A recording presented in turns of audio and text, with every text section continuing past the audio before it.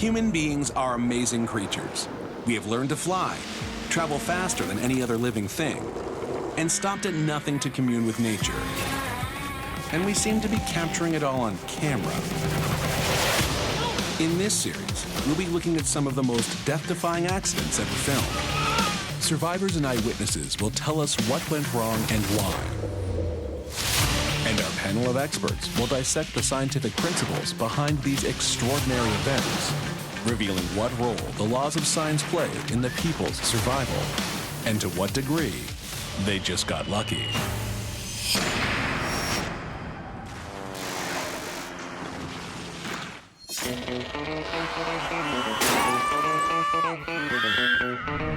In this episode, we take a close look at the perils of driving through mountains, the unforeseen consequences of the temperature dropping. First, we take a close look at the terrible things that can happen when we decide to go out into nature. A group of friends are on the Ka'au Crater Trail, one of the most challenging hikes on the Hawaiian island of Oahu. Yeah, that doesn't look that bad. I think I might do that. Slide down the side. Yeah. Nah, it's all right. Made it.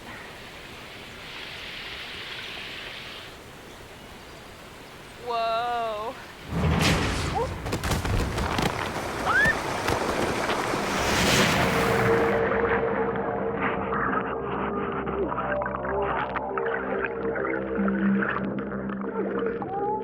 The hiker has fallen more than 50 feet, the equivalent of a 3-story building.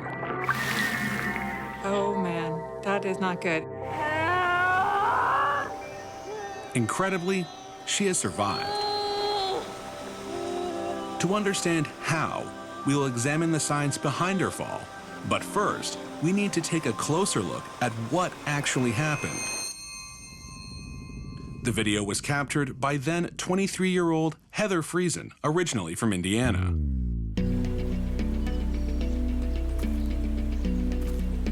I had never hiked a day in my life before I went to Hawaii.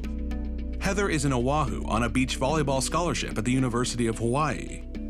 I really just became so much more adventurous when I got there. The Ka'au hike is a 7.3-mile loop up a volcanic crater. And I'd been wanting to do this hike for a long time. My boyfriend at the time, who's now my husband, had done it before we met and showed me the pictures, and I just said, wow, that's amazing. I need to do that. It is the month of February, Oahu's rainy season, a time when the hike's terrain becomes extra slippery. And at the beginning, there's a sign that says something like Ka'au Crater Trail, hike at your own risk. It's pretty dangerous because the path is pretty narrow and there's tree branches and everything. Ow. Heather will soon begin her final and most important season of college beach volleyball. And this hike was exactly a week before my season was set to start. So I just remember saying, man, I better not roll my ankle or anything because my coach would definitely not be happy with me. 1 hour into the hike appears the first of 3 waterfalls. Made it. Pretty cool. What Heather doesn't know yet is that people have died climbing to the top. To get to the top of the waterfall, you kind of climb up the side. We were up at the top of the waterfall, and I was just thinking, how many times do you get to look over the edge of a waterfall? Whoa.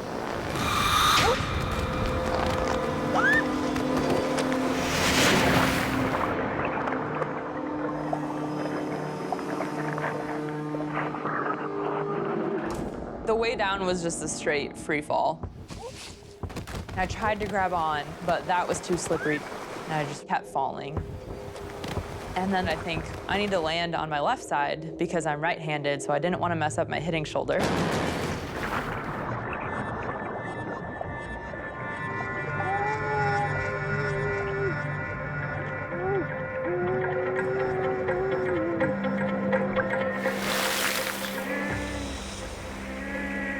I couldn't breathe very well, and I didn't know why that was.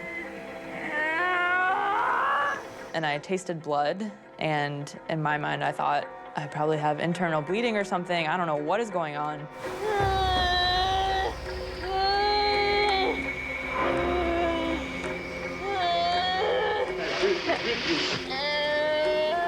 One of Heather's friends comes to her aid. He came over and guided me over to this little spot in between two rocks that was still halfway in the water, and just kind of had to wait there. Heather is critically injured, deep in the jungle, a treacherous 2-hour hike to civilization. But she is alive. How did she survive the fall? The first step to answering this question is to understand the scientific principles behind her fall. The Ka'au Crater Trail starts in a semi-tropical forest, goes through a marsh, and up an extinct volcano. Every step is different. There's always going to be something that you have to adjust for, whether it's, tilting your ankle or, just leaning your balance differently. Heather is able to walk without falling because of the force of friction. If you didn't have friction, you literally couldn't go anywhere. Like, you'd put your foot forward, you'd try to take a step, you'd immediately slip. Friction is a force between two surfaces that are trying to slide across one another. It always works in opposition to the direction the object is moving. When a shoe pushes down against the ground pushes back. So we call that the normal force. And the amount of frictional force that there is just determined by those two things, how rough the surface is and the normal force that is reacting to your weight. But at the top of the waterfall, Heather is suddenly walking on a unique type of surface, volcanic rock. Different types of rocks have different types of textures. Anything that cooled from a magma or a lava is going to be a very hard rock that when you start eroding it through water, it's a bit like polishing it. They're really slippery. Like going from a carpet to a polished kitchen floor, the level of friction has been reduced, but that is still not what causes her fall. It's easy to miss, but if you go back and you watch carefully, you see the step she takes just before she slips. And where she steps, it's kind of blue, like it's reflective. It's wet. Friction is strong when two surfaces are rough and they push against one another. But when another substance, like water, is introduced between the two surfaces, they get pushed apart. Friction is lost. It's almost like stepping on ball bearings. You can roll across really easily. Heather Friesen slips because of the loss of friction. But how did she survive the 50-foot fall? That's like falling from the 3rd story of a building. And there's the potential of submerged rocks or other boulders or anything else solid that we land on, but even water can be deadly.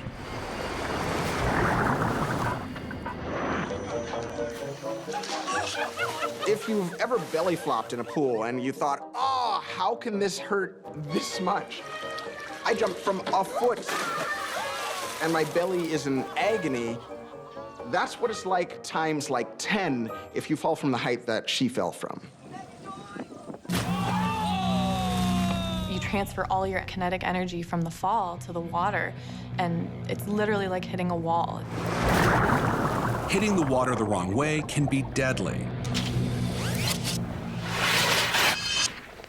But using her athleticism and quick thinking, Heather moves her body into a curled up position on her left side. She does it because she's a volleyball player and she wants to protect her serving arm.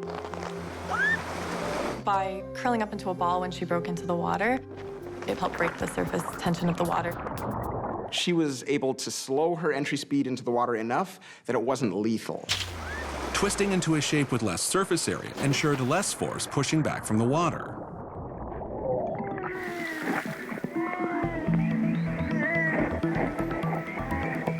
You can see she's standing now. And, thank God her friend comes over. You can hear her moaning, and one part of you is terrified because you're afraid to see what that actually means. She's not immediately dead, but she's not out of danger either. Heather has sustained life-threatening injuries. 10 broken ribs, a collapsed lung, and a fractured shoulder blade. Your ribs are there to help protect your lungs, your heart, all the important things that live there. So if you break 10 ribs, your whole breathing mechanism is off. The worst case scenario is that she goes unconscious. She is in no condition to trek back out of the jungle. That amount of damage, that amount of pain, that amount of sheer shock, she could have not had the strength to be able to fight. But then, she gets lucky. She happened to be in an area that had really good cell phone reception. There was actually a random hiker who was best friends with the air evacuation crew, and so he texted them our exact location so that they could get there quicker. And so they were able to instantly get like a chopper to come over and sort of airlift her out. The helicopter arrives. Heather Friesen is on her way to safety. I was very, very lucky because I know that there are multiple people who have fallen from that same spot that I did, and they died. She ends up spending 2 weeks in hospital and undergoes surgery, which leaves her with 5 plates and 60 screws holding her ribs together. I'm just extremely blessed to still be here today, and I'm so grateful for that. But she makes a full recovery, and today she plays professional beach volleyball in Southern California. Coming up, That was a slide too. Oh, oh, oh! Oh, look out! Look out! we've seen the consequences of friction lost. But it's not the only fundamental force that can explain things going terribly wrong.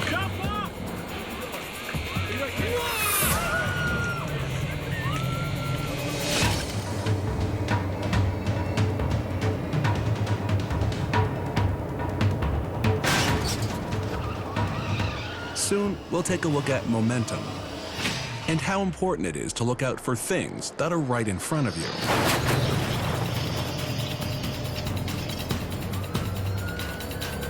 We'll learn that obstacles can profoundly affect the laws of motion.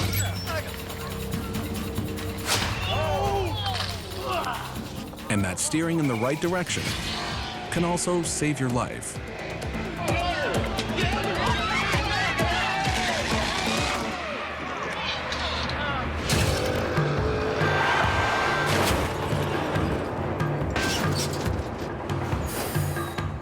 Sometimes surviving an accident is just a game of chance.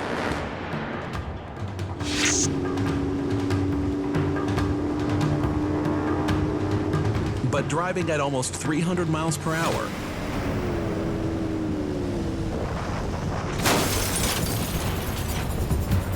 is bound to weigh the odds against you.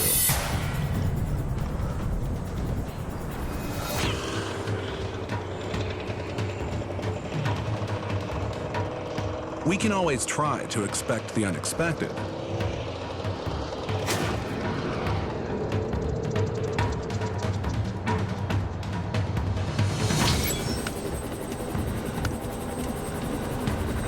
While hunting from the side of a helicopter is never likely to be a good idea,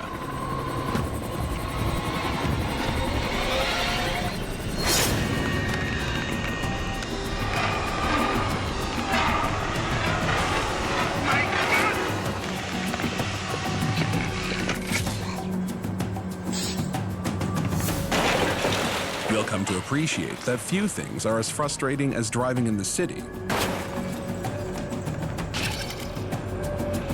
especially when somebody cuts you off.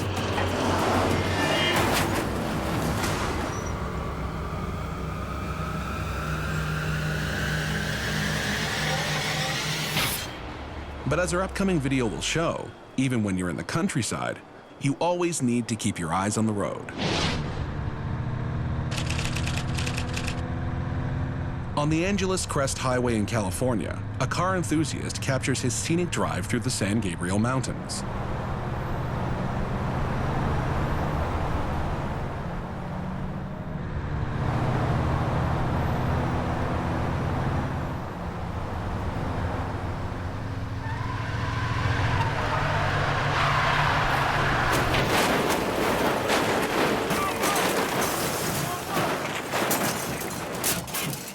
Wow, this is terrifying. The car was driving at 70 miles per hour when it tumbled close to 50 feet down the rocky cliff. Not only did the driver survive, but he only had minor injuries. You look at this vehicle, the windshield is fine, the roof is not caved in. It's like he just parked down there. It looks like he got really lucky. To find out how, let's take a deeper look at what's happening. The first thing to examine is, why did the driver crash in the first place? The Angeles Crest, known as LA's highway into the heavens, is 66 miles long and reaches an altitude of over 7,000 feet. You get these spectacular views, look across the landscape, get to see something a little bit different than your day-to-day. The highway features 2 tunnels. The first is 636 feet long, the second 475 feet. Being in the tunnels, you've got this like natural echo chamber. All the sound is just amplified. The driver has modified his car to enhance the performance, making it faster and louder. He loves to hear his engine purr. The reward sensors in his brain are lighting up. He's loving this. But hearing is not the only one of his senses being affected.